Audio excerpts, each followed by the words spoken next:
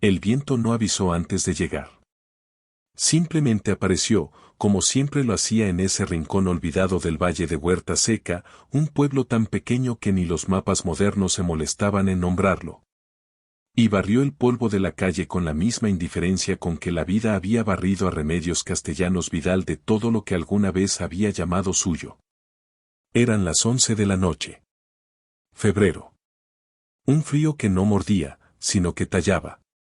Remedios caminaba con 2 bolsas de tela desgastada colgadas de cada brazo, y detrás de ella, aferradas a su falda como si el tejido pudiera salvarlas de la oscuridad, iban sus 3 hijas, Paloma, de 9 años. Con los ojos siempre demasiado abiertos para su edad, Inés, de 6, que jamás lloraba pero tampoco hablaba cuando tenía miedo, y la pequeña Celia, de 4 años. Dormida sobre el hombro de Paloma con la boca entreabierta y un mechón de cabello negro pegado a su mejilla húmeda. Habían caminado 4 kilómetros desde el centro del pueblo. 4 kilómetros desde la casa que ya no era de ellas. Remedios no miraba atrás. No porque no doliera, sino porque sabía, con esa certeza extraña que solo tienen las mujeres que han sobrevivido demasiado, que si giraba la cabeza, algo dentro de ella se partiría sin posibilidad de reparación. Y ella no tenía el lujo de romperse. No esa noche.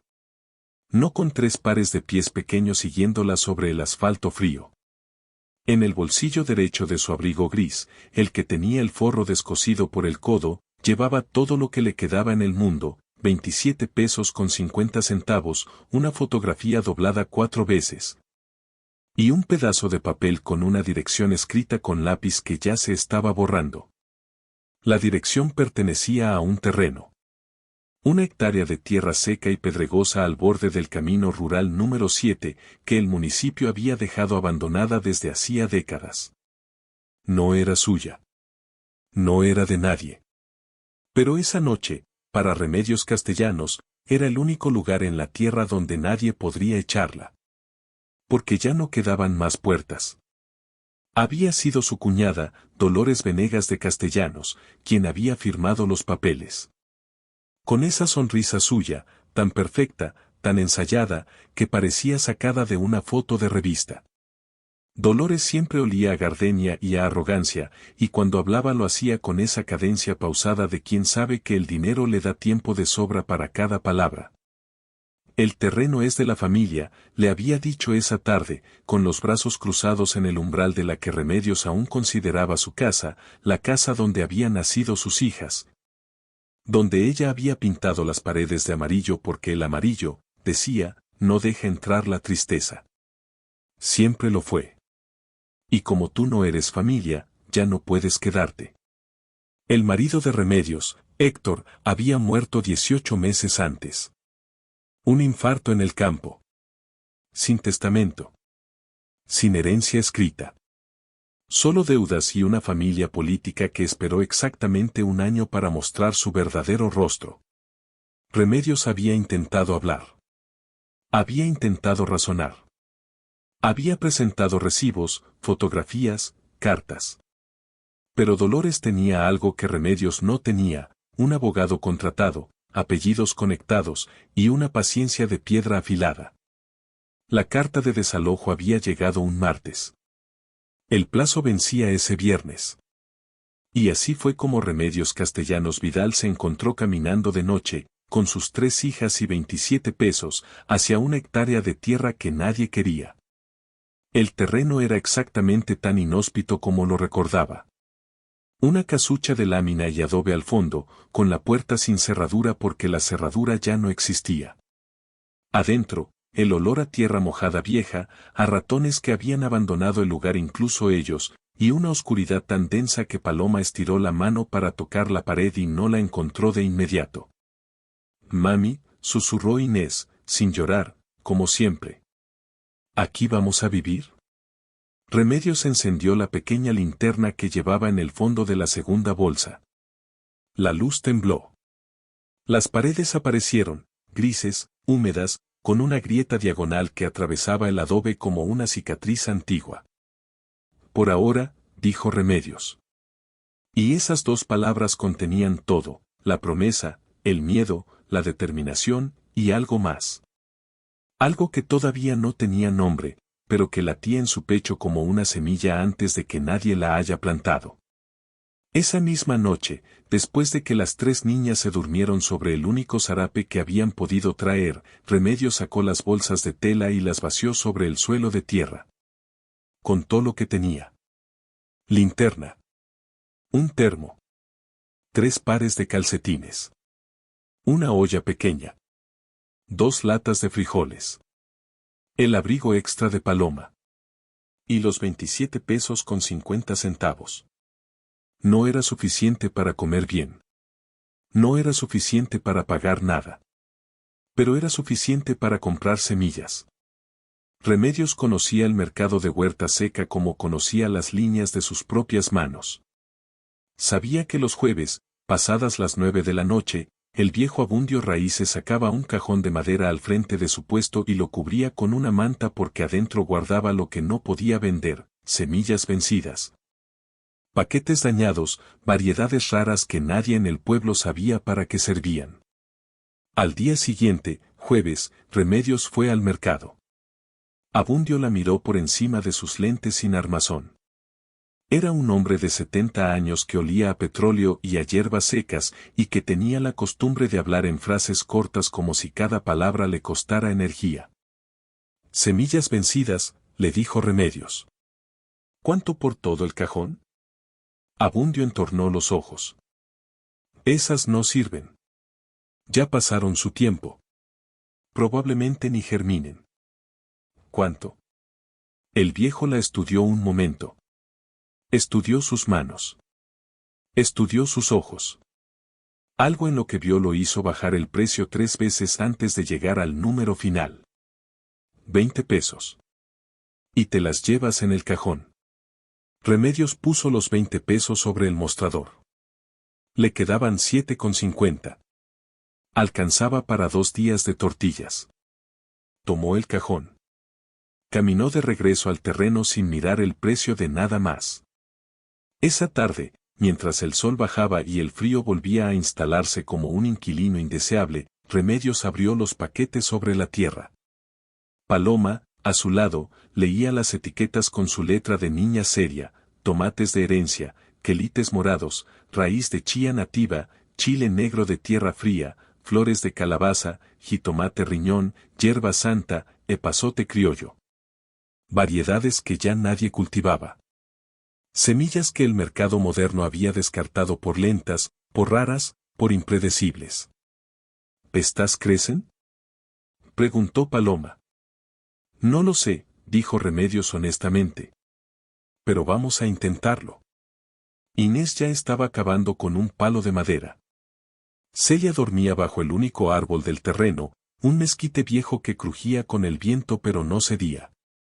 Remedios tomó la primera semilla, un tomate de herencia, pequeña, arrugada, casi invisible entre sus dedos, y la colocó en la palma de su mano. La miró durante un momento largo. Demasiado largo para ser solo una semilla. Luego cerró el puño suavemente, como si la semilla fuera algo frágil y necesario. Como si fuera lo último. Entonces empezó a cavar. La tierra era exactamente lo que parecía: seca, pedregosa, hostil. La pala improvisada, una rama gruesa con el extremo afilado, rebotaba contra las piedras con un sonido sordo y frustrante. Paloma e Inés llenaban cubetas rajadas en un canal de agua a 300 metros del terreno, cargándolas de regreso entre las dos porque eran demasiado pesadas para una sola. Remedios no contó las veces que la pala rebotó. No contó las piedras. No contó los viajes al canal. Solo cavó. Y fue cavando cuando lo encontró. A 40 centímetros de profundidad, en la esquina noreste del terreno, la pala tocó algo diferente. No piedra. No raíz seca. Era húmedo. Oscuro. Y cuando Remedios se arrodilló y metió la mano en la cavidad, los dedos encontraron barro fresco. Barro negro y brillante, del tipo que solo existe donde el agua vive cerca de la superficie. Se quedó inmóvil un instante. Luego empujó la pala más profundo. El agua no brotó de golpe. Fue más discreto que eso, una filtración lenta, casi tímida, que fue oscureciendo el fondo de la cavidad hasta que Remedios pudo meter los dedos y sacarlos mojados. El olor era mineral, limpio, casi metálico. Diferente al canal. Diferente a cualquier agua que recordara. Mami, dijo Paloma, asomándose desde atrás. ¿Qué es? Remedios no respondió de inmediato. Olió sus dedos mojados. Tocó la tierra alrededor de la filtración. Observó el color del barro, negro, casi azulado. Agua, dijo al fin. Pero en su mente, algo más antiguo que las palabras estaba procesando la información. Porque Remedios Castellanos había crecido escuchando a su abuela Consuelo hablar de la tierra. De cómo ciertas tierras guardaban secretos en sus capas más profundas. De cómo el barro negro y mineral era el tipo de tierra que los agricultores viejos llamaban tierra madre, rica en hierro, en magnesio, en compuestos que ningún fertilizante moderno podía imitar. Había encontrado agua. Pero no era solo agua. Era el principio de algo que todavía no tenía nombre. Las primeras 3 semanas, nada. Remedios regaba cada mañana antes de que las niñas despertaran. Regaba con el agua del manantial, que brotaba ahora con más fuerza desde el hoyo ensanchado. Y que ella canalizaba con piedras y con barro apisonado hacia los surcos de siembra en una geometría imperfecta pero funcional que Paloma había dibujado en papel con una regla de madera. Nada brotó. El frío continuó. Los 7 pesos con 50 centavos se fueron en sal, en jabón y en una vela. Una mujer del pueblo cercano, Doña Esperanza, les regaló una bolsa de masa un martes porque Dios le había dicho que lo hiciera. Remedios la aceptó sin orgullo porque el orgullo no alimenta a nadie, y porque había aprendido que recibir con gracia es también una forma de dignidad. Las niñas no se quejaban. Paloma leía en voz alta de noche, bajo la linterna, libros que pedía prestados en la biblioteca municipal a 6 kilómetros de distancia. Inés dibujaba en la tierra con palos. Celia perseguía los lagartijos del mezquite con una concentración que habría hecho reír a Remedios si no estuviera tan cansada.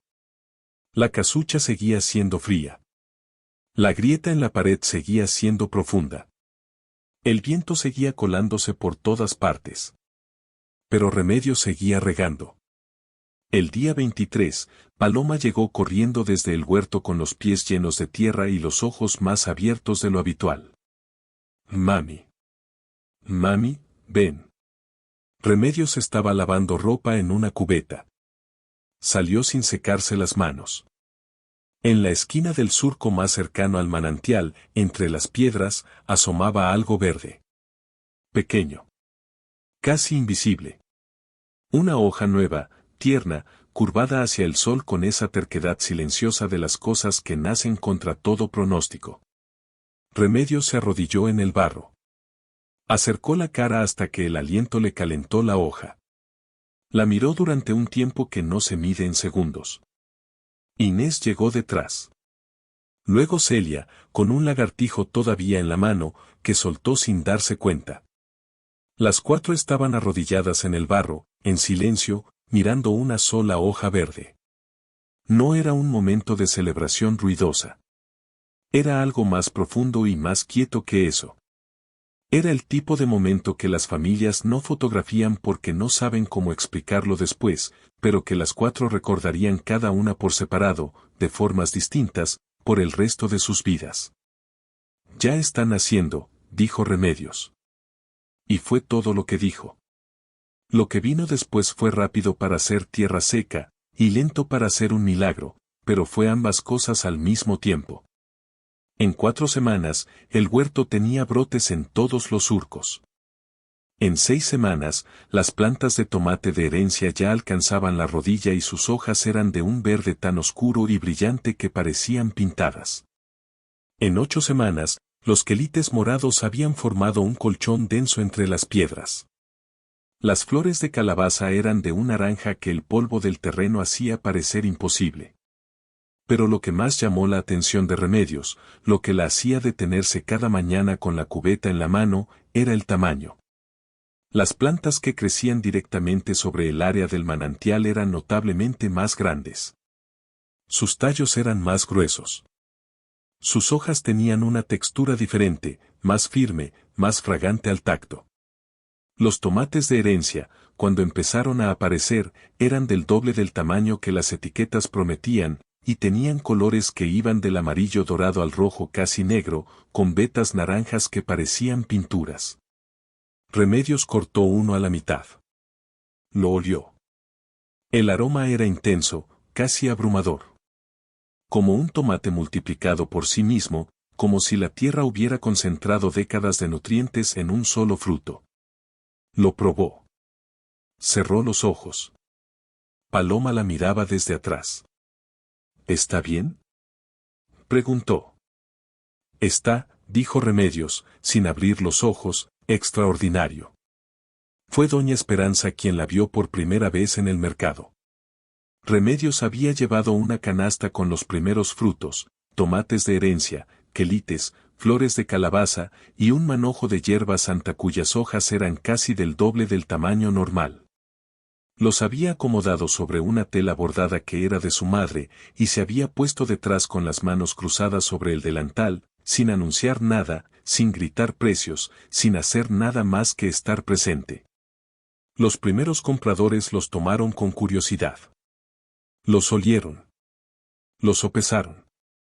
Los compraron por la misma razón que uno compra cualquier cosa rara, porque algo en ellos dice esto no es ordinario. Los que los compraron regresaron al sábado siguiente. Trajeron a alguien más. Esos alguien más trajeron a otros. En un mes, Remedios tenía una lista de espera. En 2 meses, una mujer de la ciudad, bien vestida, con lentes de armazón gruesa y una libreta de notas, llegó al puesto del mercado y pidió hablar con la mujer de los tomates imposibles. Así los había llamado a alguien en un foro de cocina en Internet. Su nombre era Fernanda Ochoa. Era nutricionista. Y traía resultados. Los mandé analizar, le dijo Fernanda, abriendo la libreta sobre la tela bordada de Remedios, mientras a su alrededor el mercado seguía su ritmo normal, ajeno a todo. Los niveles de licopeno son 3 veces el promedio industrial. El magnesio, 4 veces. Hay compuestos de hierro quelado natural que normalmente solo se encuentran en suplementos de laboratorio. Remedios miraba la libreta. Miraba los números. No todos los entendía, pero entendía el tono de la voz de Fernanda. ¿Qué significa eso?, preguntó. Significa que su tierra, Fernanda bajó la voz, como si fuera un secreto, tiene algo que ninguna tierra del mercado comercial tiene.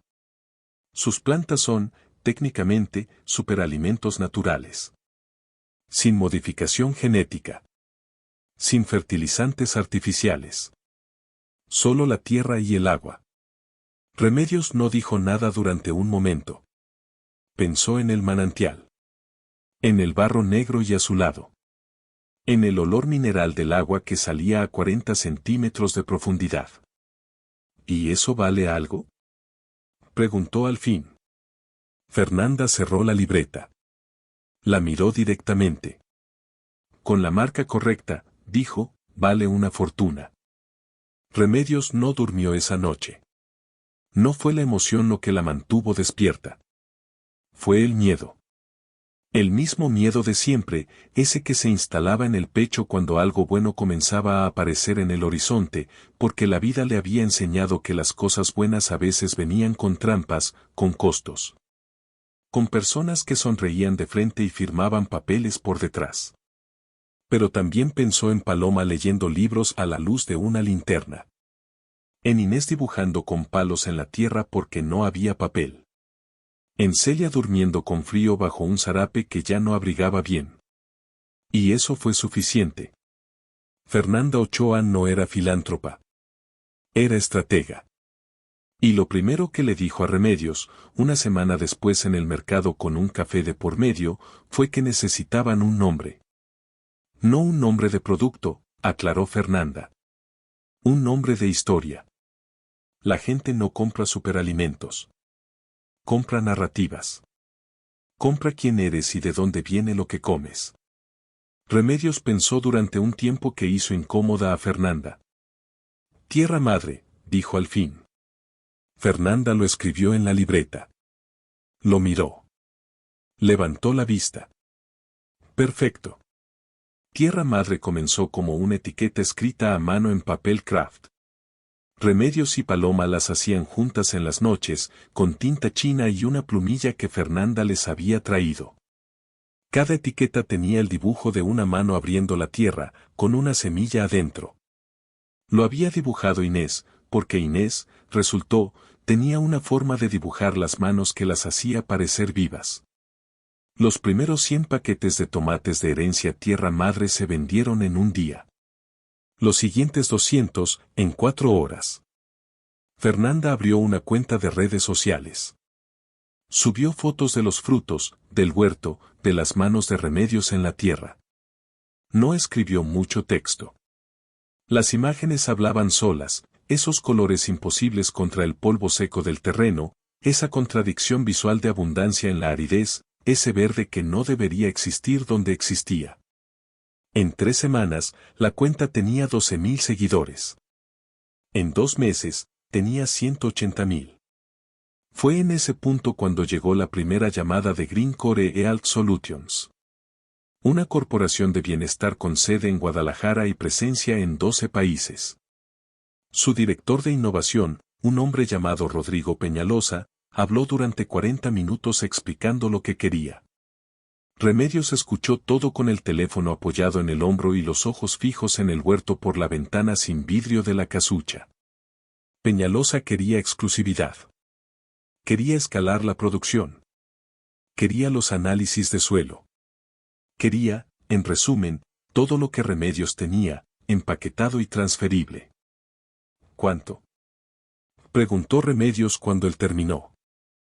Para empezar, dijo Peñalosa, hablamos de un contrato de suministro por 4 millones de pesos anuales. El silencio del otro lado duró exactamente 4 segundos. Necesito hablar con mi socia, dijo Remedios. ¿Tienes socia? Sí, dijo Remedios. Tiene 9 años. Paloma, cuando su madre le explicó la oferta esa noche, leyó 3 veces el número que Remedios había escrito en papel y lo estudió con la misma seriedad con que estudiaba cualquier problema de matemáticas. No aceptes la exclusividad, dijo al fin. Remedios la miró. Si les das exclusividad, explicó Paloma, con la paciencia de alguien que ha leído demasiados libros para su edad, ellos controlan el precio y tú te quedas dependiendo de un solo cliente. En vez de eso, véndeles volumen preferencial. El 20% del inventario a precio especial, pero el resto lo vendes tú. Remedios guardó silencio durante un momento. ¿Dónde aprendiste eso? Biblioteca Municipal, dijo Paloma. Sección de negocios. Tercer estante a la izquierda. Remedios negoció exactamente como su hija le dijo. Peñalosa, para sorpresa de todos, aceptó.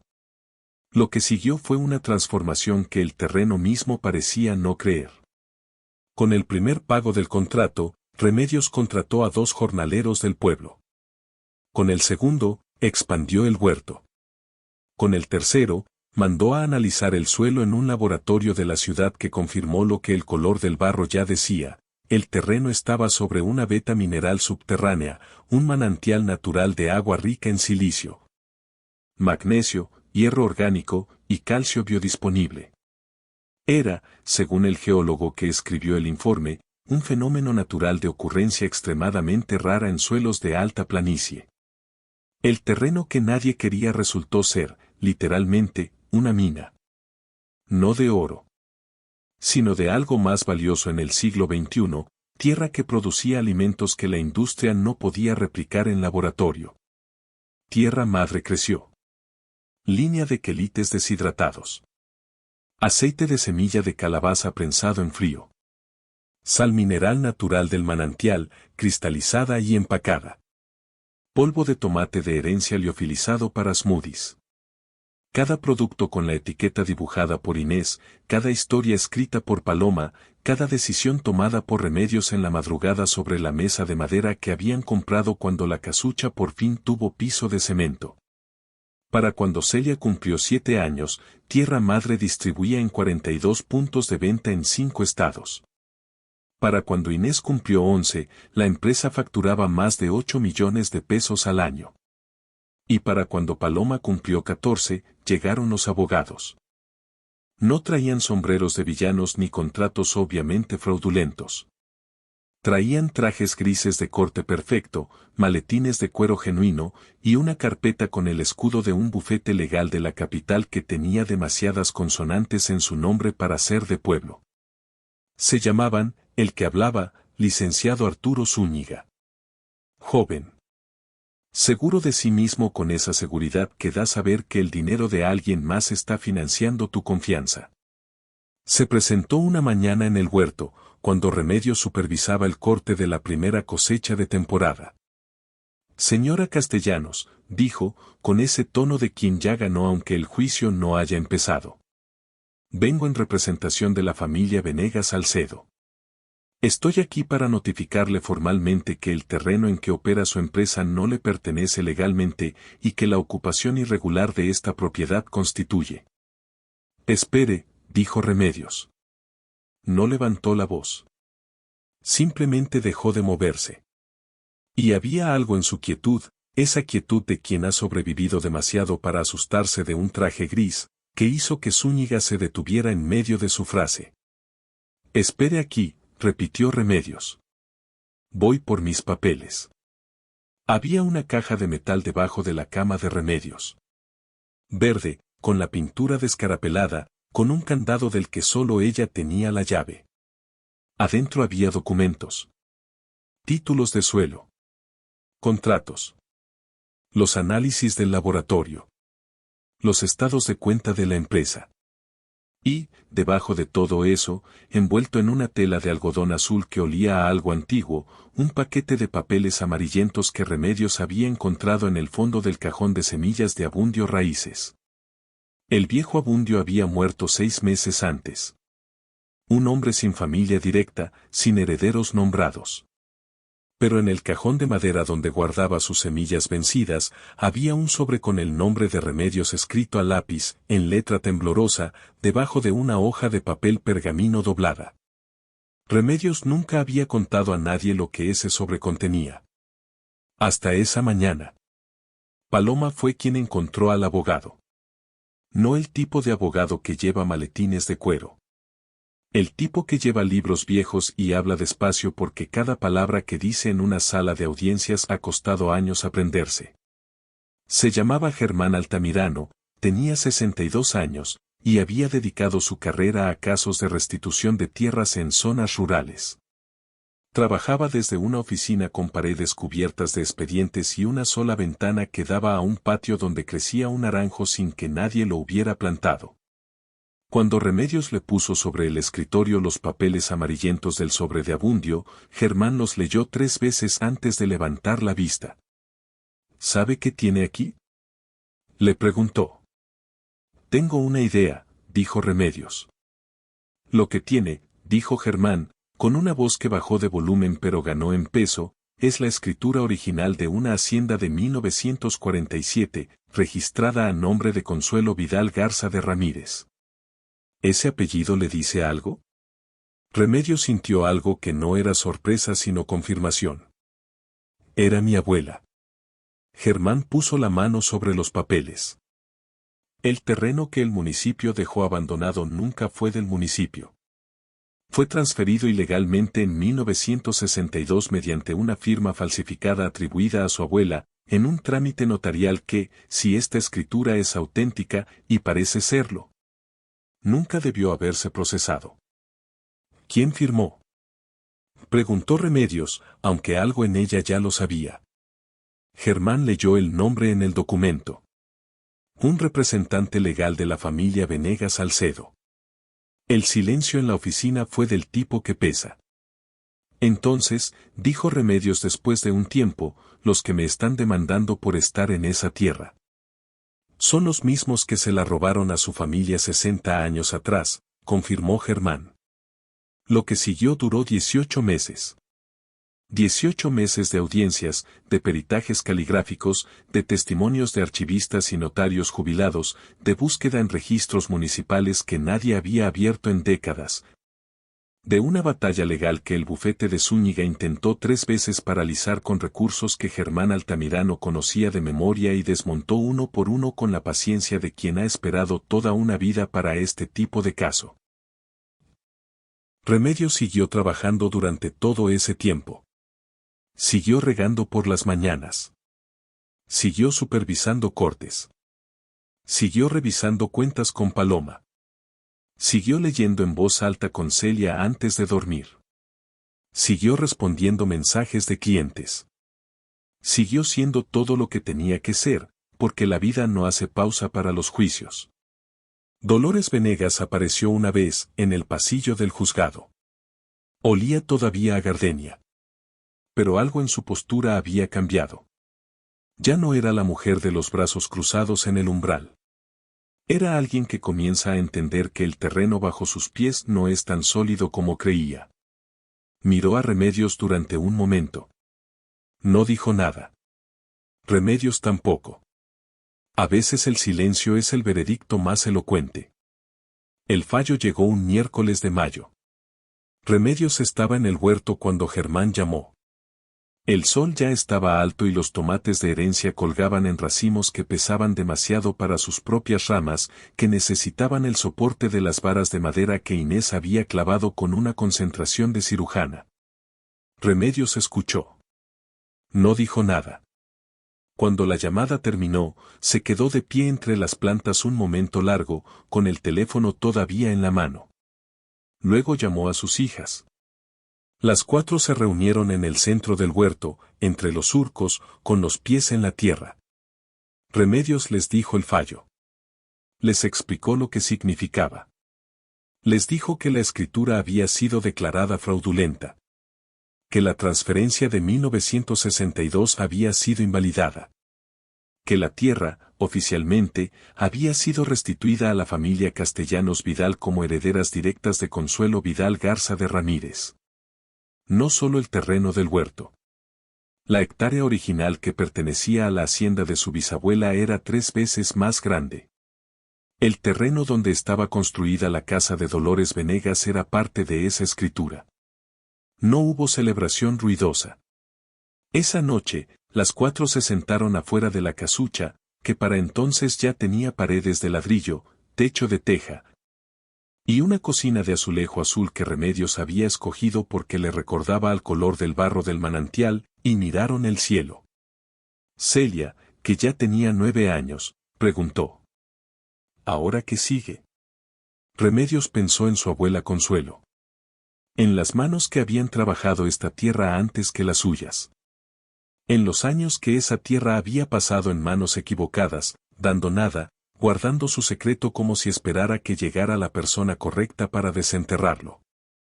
Ahora seguimos creciendo, dijo Remedios. ¿Y la gente que nos quitó la casa? Preguntó Inés. Ya no es su casa, dijo Remedios simplemente. ¿Los odias? Preguntó Celia. Remedios tomó un momento. No, dijo al fin. Hubo un tiempo en que sí. Pero el odio pesa demasiado para cargarlo en una tierra que tiene que dar fruto. Lo solté hace tiempo. Paloma, que había estado callada, dijo. Abuela Consuelo nunca conoció esto. No, dijo Remedios. Pero lo plantó. De alguna forma, lo plantó. Tierra Madre expandió la producción al terreno restituido en el año siguiente. El segundo laboratorio de análisis, contratado ahora con fondos propios de la empresa, confirmó que la veta mineral subterránea se extendía por toda la propiedad original. No era un accidente geológico local. Era una formación subterránea que corría por debajo de la hacienda entera, como una columna vertebral de agua y minerales que había estado ahí desde antes de que hubiera nombre para ese pedazo de tierra. Greencore Earth Solutions renovó el contrato, esta vez en términos completamente decididos por Remedios. Fernanda Ochoa se convirtió en directora de investigación y desarrollo. Germán Altamirano se convirtió en asesor legal permanente, aunque cobró una fracción de lo que podría haber cobrado porque, como él mismo dijo, hay casos que uno no hace por dinero. Paloma, a los 16 años, comenzó a diseñar el programa de reinversión comunitaria, un porcentaje de las ganancias destinado a capacitar a otras familias del Valle de Huerta Seca en agricultura regenerativa. Porque ella había leído suficientes libros para saber que la riqueza que no circula termina pudriendo al que la acumula. Inés estudiaría diseño. Sus dibujos de manos, que comenzaron en la tierra con palos, terminarían en exposiciones de arte en la ciudad. Celia estudiaría geología. Y Remedios Castellanos Vidal, que una noche de febrero había caminado 4 kilómetros con 27 pesos y 3 hijas dormidas. Que había plantado semillas vencidas en tierra que nadie quería y encontrado un manantial que nadie había buscado, seguiría levantándose antes del sol para regar. No porque lo necesitara, sino porque era el único momento del día en que el mundo era completamente silencioso y la tierra olía exactamente como debía oler, a algo vivo, a algo verdadero, a algo que ningún precio podía definir correctamente. Había una tradición que Remedios había inventado sin darse cuenta. Cada año, el día del aniversario de la noche en que llegaron al terreno, las 4 se despertaban antes del amanecer. Sin alarma. Como si el cuerpo recordara la fecha por sí solo. Se vestían en silencio, tomaban lo que hubiera en la cocina, a veces café, a veces agua del manantial con limón, y caminaban hasta la esquina noreste del huerto. El lugar donde estaba el primer hoyo. Donde había brotado el agua por primera vez. Nadie lo había marcado oficialmente. No había placa, no había señal. Solo la tierra, que en ese punto específico siempre se veía diferente, más oscura, más húmeda, con una vegetación que crecía ligeramente más densa que el resto. Se sentaban ahí. Y esperaban el sol. Lo que hablaban en esos momentos era variable. A veces nada. A veces cosas importantes. A veces cosas completamente triviales que de alguna manera se volvían importantes por el contexto. Un año, Paloma dijo. ¿Recuerdas cuando pensabas que el cajón de semillas era solo un cajón de semillas? Abundio sabía, dijo Remedios. Él sabía cuál era mi apellido. Sabía cuál era este terreno. Por eso me vendió esas semillas específicamente a mí. ¿Crees que él sabía lo del manantial? Creo que sabía que esta tierra esperaba a alguien de nuestra familia, dijo Remedios. Y creo que esperó 40 años para encontrar a quien entregársela. Inés, que rara vez especulaba, dijo esa vez. Es como si la tierra hubiera guardado el secreto hasta que llegara la persona correcta. Celia asintió con la seriedad científica de alguien que estudia geología pero todavía cree en el misterio de las cosas. El sol apareció en ese momento sobre la línea del horizonte, como siempre lo hacía en esa esquina del terreno, primero una franja naranja sobre el polvo seco del camino, luego la luz expandiéndose sobre el verde del huerto. Encendiendo los tomates como si fueran lámparas, haciendo brillar el agua del manantial que corría ahora por un canal de piedra limpio y permanente. Remedios miró todo eso. Y pensó en la semilla que había apretado en el puño aquella primera noche. Pequeña, arrugada, casi invisible. Descartada por el mercado. Descartada por el tiempo. Y sin embargo, había una última cosa que Remedios nunca había contado públicamente. El sobre de Abundio Raíces contenía la escritura de la hacienda, sí. Pero también contenía algo más, una carta. Manuscrita. Con letra de mujer antigua, firme y apretada, en papel que olía a décadas guardadas. La carta la había escrito Consuelo Vidal Garza de Ramírez. No decía mucho. Era corta. 3 párrafos. Decía que la tierra era suya. Que nadie podría quedarse con ella para siempre. Que el suelo guarda lo que la gente olvida. Y en el último párrafo, con una letra que se inclinaba un poco hacia la derecha como si el pulso hubiera fallado un instante pero la voluntad no. A quien llegue aquí con mis apellidos o mi sangre, no te rindas. La tierra ya sabe quién eres. Solo tienes que hablarle. Remedios había leído esa carta tantas veces que ya no necesitaba el papel. La tenía de memoria, guardada en el mismo lugar donde guardaba las cosas que no se pueden perder porque no tienen forma física. Esa es la historia de Remedios Castellanos Vidal. De cómo llegó con 27 pesos a una tierra que nadie quería, y descubrió que esa tierra llevaba décadas esperándola. De cómo plantó semillas que el mercado había descartado y cosechó algo que ningún mercado podía evaluar completamente. De cómo sus hijas crecieron en el barro y en la dignidad al mismo tiempo. De cómo la justicia llegó, no a velocidad de película, sino a la velocidad lenta y pesada de los procesos reales, que duelen y cansan y a veces hacen dudar, pero que cuando llegan, llegan completos. Y de cómo una escritura falsificada en 1962, guardada en secreto por un viejo que vendía semillas vencidas en el mercado nocturno, encontró finalmente a la mujer a quien pertenecía. No por coincidencia, sino porque algunas deudas de la tierra se cobran solas cuando llega quien las sabe reclamar. ¿Cuántas semillas en tu vida has descartado por creer que ya pasaron su tiempo? ¿Cuántas tierras has abandonado pensando que eran yermas sin saber lo que guardaban debajo?